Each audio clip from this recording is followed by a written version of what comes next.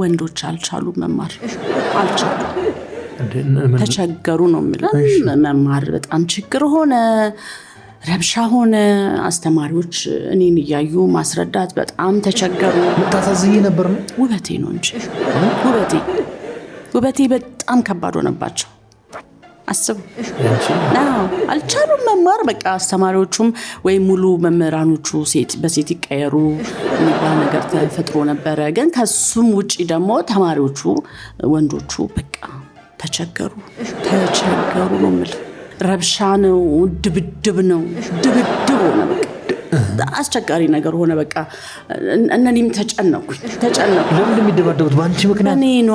የኔ ትሁን እኔ አታምልጠኝ የሚል ነገር ነውና በግሩፕ እየሆኑ በጣም ነው የሚቀጣቀጡት በጣም አንቺን ምክንያት አድርገው እና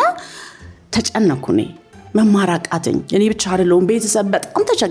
በጣም ተቸገረ እቺ ልጅ በሰላም ትገባለች የሚል ነገር ተፈጠረ አንዳንዴ በወታደር ታጅቤ ምናምን ነው ከክፍል ውስጥ የምወጣው ተማሪ ያለውኝ እንደዚህ በጣም ብዙ አይኔን ዲቪጌ አላይም ነበር በተለይ ወንዶችን እንደዚህ ብዬ አላያቸው እንዴት በጣም ችግር ነው አብዛኛው በቃ የሆነ ነገር መጋኛ እንደመጣው